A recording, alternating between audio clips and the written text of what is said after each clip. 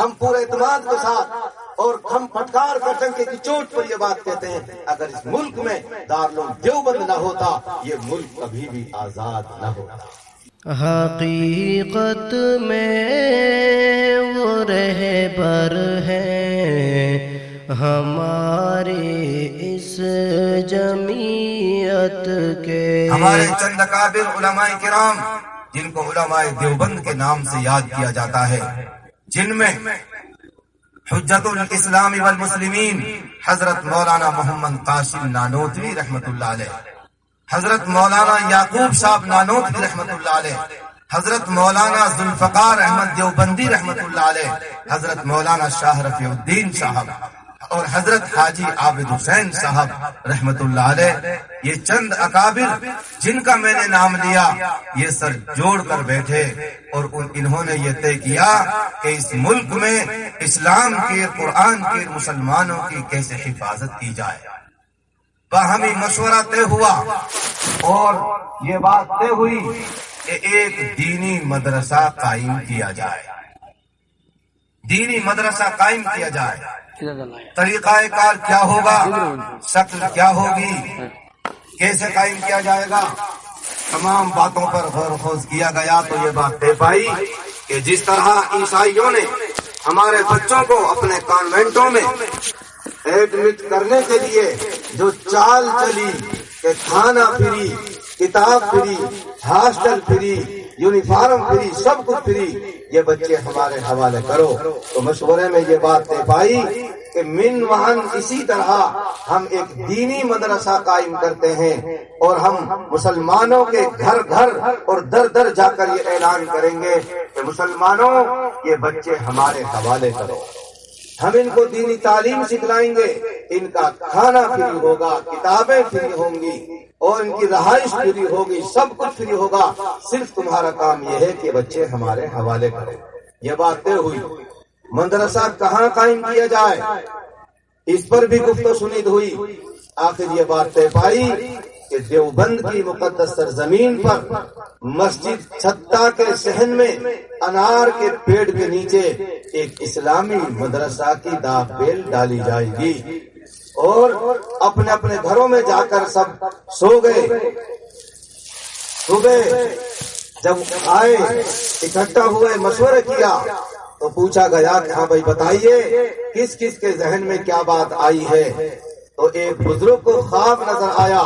انہوں نے خواب میں دیکھا کہ اللہ کے رسول صلی اللہ علیہ وسلم تشریف لائے اور آپ نے فرمایا کہ یہاں مدرسہ قائم کیا جائے۔ آپ کے دست مبارک میں عصا تھا، لکڑی تھی، اور آپ صلی اللہ علیہ وسلم نے وہ لکیر کھینچی کہ یہاں پہ مدرسے کی بنیاد رکھی جائے۔ صبح جا کر دیکھا تو وہ لکیر کھینچی پائی۔ اسی لیے شاعر کہتا ہے خود ساقیے کو سر نے رکھی، میں خانے کی بنیاد یہاں۔ دارالعلوم دیوبند کی بنیاد مولانا قاسم نانوتوی نے نہیں رکھی، حاجی عابد حسین صاحب نے نہیں رکھی، دارالعلوم دیوبند کی بنیاد حضرت محمد مصطفیٰ صلی اللہ علیہ وسلم نے رکھی ہے۔ 30 مئی 1866 میں دیوبند کی سرزمین میں مسجد چھتا کے صحن میں انار کے پیڑ کے نیچے ایک مدرسہ اسلامیہ عربیہ دیوبند کے نام سے اس کی داغ بیل ڈال دی گئی۔ دارالعلوم تو بہت بعد میں بنا ہے، پہلا نام یہ تھا مدرسہ اسلامیہ عربیہ دیوبند، اس کی بنیاد رکھ دی گئی۔ مشورہ ہوا استاد کس کو رکھا جائے، یہ بات طے ہوئی کہ ایک استاد ان کا تقرر کیا گیا، ان کا نام تھا ملا محمود۔ کیا نام تھا بھائی؟ ملا محمود۔ اور پھر یہ کہا گیا پڑھنے کے لیے کون آئے گا سب سے پہلے، تو یہ کہ ہمارے بزرگ حضرت مولانا ذوالفقار احمد صاحب دیوبندی رحمت اللہ علیہ نے یہ کہا کہ میرا بچہ پڑھنے کے لیے آئے گا۔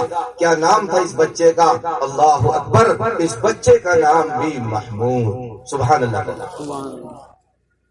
پڑھانے والا بھی محمود اور پڑھنے والا بھی محمود، ایک پڑھانے والا اور ایک پڑھنے والا، یہ دارالعلوم دیوبند کی بنیاد ڈال دی گئی۔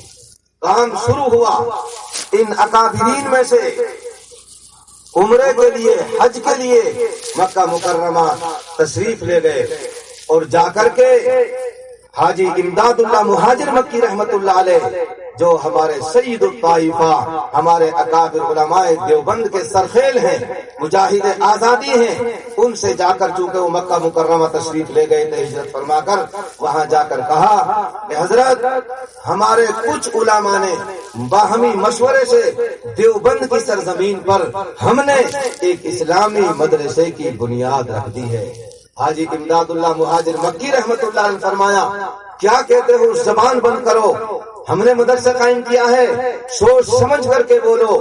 یہاں سینکڑوں کتب، ابدال، غوثوں نے، اللہ کے ولیوں نے بیت اللہ کا پردہ پکڑ کر کے دعا مانگی ہے، الہ العالمین ہندوستان کے مسلمانوں کے ایمان کی، قرآن کی حفاظت کرنا۔ ہم نے یہاں دعائیں مانگی ہیں، ان کے دعاؤں کا اثر ہے۔ تم کہتے ہو ہم نے مدرسہ قائم کیا، یہاں بڑے بڑے اکابر نے، علماء نے، مشائخ نے، کتب ابدالوں نے دارالعلوم کے قیام کے لیے دعائیں مانگی۔ میرے عزیزو، دارالعلوم دیوبند قائم ہو گیا، ایک استاد ایک طالب علم، سلسلہ بڑھتا گیا، چلتا گیا۔ یہ ایک طالب علم جس کا نام محمود تھا، کیا نام تھا؟ محمود۔ اور اللہ تعالیٰ اپنے محبوب کو جنت میں مقام محمود عنایت فرمائیں گے۔ کیا فرمائیں گے؟ مقام محمود عنایت فرمائیں گے۔ تو محمود قابل تعریف، یہ بچہ جو آج محمود تھا، چلتے چلتے محمود الحسن۔ آپ تھوڑے بولتے رہیں تاکہ مجھ میں کرنٹ پیدا ہوتا رہے، آپ کچھ نہ کچھ کہتے رہیں۔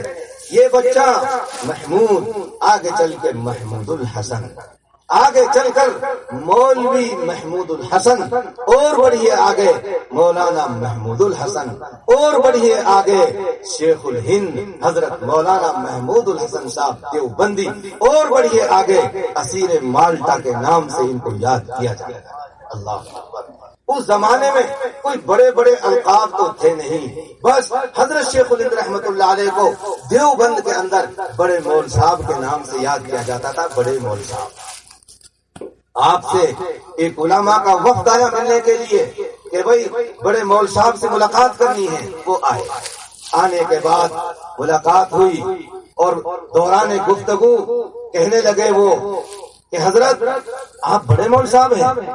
حضرت نے فرمایا کہ لوگ کہتے ہوں گے پاگل، میں تو بڑا نہیں، لوگ کہتے ہوں گے، بات بتائیے کیا ہے کہ آپ کو لوگ بڑا مول صاحب کہتے ہیں، لیکن آپ کا کوئی بڑا کارنامہ تو ہے نہیں، کوئی آپ کی بڑی تصنیف بھی نہیں، کوئی ایسا کارنامہ نہیں، تو لوگ کیوں کہتے ہیں آپ سے؟ تو ان سے پوچھو جو مجھ سے بڑا مول صاحب کہتے ہیں، اس کا جواب میں نہیں، وہی دیں گے جو پاگل مجھ سے بڑا مول صاحب کہتے ہیں۔ آخر وہ آپ کے پیچھے پڑ گئے کہ آپ نے کوئی بڑا کام نہیں کیا۔ اخیر میں حضرت شیخ الہند رحمت اللہ علیہ نے یہ فرمایا کہ چلیے بتاؤ کہ میری کون سے موضوع پر کتاب نہیں ہے، میں نے کون سے موضوع کو تشنا چھوڑا ہے، آپ مجھے بتائیے کہ حضرت کسی بھی موضوع کتاب نہیں ہے۔ پھر آپ نے فرمایا جاؤ اگر تفسیر پر میری کتاب دیکھنی ہے تو میرے شبیر احمد عثمانی کو دیکھ لو، میرے شبیر کو دیکھ لو جو 1947 میں پاکستان چلے گئے، میرے شبیر کو دیکھ لو، اور اگر حدیث پر میری کتاب دیکھنی ہے تو میرے انور شاہ کشمیری کو دیکھ لو۔ اللہ میرے بھائیوں، حضرت شیخ الہند رحمت اللہ علیہ نے اپنے ایک ایک شاگرد کو ایک انجمن بنایا تھا، ایک انجمن بنایا تھا، ایک کتب خانہ تیار کیا تھا۔ علامہ انور شاہ کشمیری رحمت اللہ علیہ، اگر ان کی تاریخ اور زمانے پر بات کی جائے تو میں سمجھتا ہوں گھنٹے ہو سکتے ہیں۔ اللہ نے کتنا ان کو علم دیا تھا، کتنی ذہانت اور فطانت سے اللہ ان کو نوازا تھا۔ اللہ اکبر۔ مصر تشریف لے گئے علامہ انور شاہ کشمیری رحمت اللہ علیہ، مصر جامعہ ازہر تشریف لے گئے اور وہاں کی لائبریری میں ایک کتاب دیکھی۔ حضرت نے فرمایا کہ یہ تو نئی کتاب معلوم ہوتی ہے جو ہمارے دارالعلوم دیوبند کے کتب خانے میں نہیں ہے، آپ ایسا کیجئے ایک نسخہ ہمیں دیجئے، اسے ہم اپنے ملک میں چھپوائیں گے اور اس کو ہم شائع کریں گے۔ انہوں نے کہا نہیں، اجازت نہیں دی جا سکتی۔ حضرت نے فرمایا اتنا موقع دے دیجئے میں اس کو کاپی میں نقل کر کے لے جاؤں کہ نہیں، اس کی بھی اجازت نہیں ہے، کہ اتنی اجازت تو دیجئے کہ میں اس کو ایک مرتبہ دیکھ سکوں، کہ ہاں آپ اس کو ایک مرتبہ دیکھ سکیں۔ ایک مرتبہ کتاب کو دیکھا، ہندوستان تشریف لائے اور خط لکھا کہ اے مصر کے علماؤ، تمہاری کتاب میں ایک زیر غلط ہے، اس کی تصحیح کر لیجیے۔ اللہ اکبر۔ اور یہ فرمایا کرتے تھے ان کے بیٹے علامہ انصر شاہ کشمیری رحمت اللہ علیہ کہ میرے والد صاحب فرمایا کرتے تھے کہ جب میں یہ سوچتا ہوں کہ یہ بات مجھے کل ہی بھلا دینی ہے تو وہ بات 25 سال تک میرے یاد رہتی تھی، 25 سال تک میرے یاد رہتی تھی۔ اور جس کا میں ارادہ کر لیتا تھا کہ مجھے سال 6 مہینے بات یاد رکھنی ہے تو 40 سال تک وہ بات میرے یاد رہتی تھی۔ اللہ نے ایسا ذہن دیا تھا۔ اور جب آپ سے کوئی بات پوچھی جاتی، کوئی مسئلہ پوچھا جاتا تو آپ فرماتے جاؤ کتب خانے میں فلاں کمرے میں الماری نمبر اتنا، کتاب نمبر یہ اور صفحہ نمبر یہ، حدیث نمبر یہ، اس پر یہ مسئلہ لکھا ہوا ہے۔ اللہ نے اتنی ذہانت سے نوازا تھا۔ کس نے تیار کیا؟ حضرت شیخ الہند مولانا محمود الحسن صاحب دیوبندی رحمۃ اللہ علیہ۔ جاؤ اگر حدیث پر میری کتاب دیکھنی ہے تو میرے انور شاہ کشمیری کو دیکھو، جاؤ تصوف پر اگر میری کتاب دیکھنی ہے تو میرے اشرف علی تھانوی کو دیکھو۔ اللہ کتنے بڑے، میں کہتا ہوں پورے اعتماد کے ساتھ، حضرت تھانوی رحمت اللہ علیہ سے بڑھ کر کم سے کم اس ایشیا میں ان سے بڑا کوئی مصنف اور کوئی مؤلف پیدا نہیں ہوا جنہوں نے چھوٹی بڑی تقریباً 2200 کتابیں لکھی۔ اتنے بڑے بڑے کارنامے انہوں نے انجام دیے۔ اور آگے فرمایا کہ جاؤ اگر سیاست پر میری کتاب دیکھنی ہے تو میرے عبید اللہ سندھی اور میرے حسین احمد مدنی کو دیکھو۔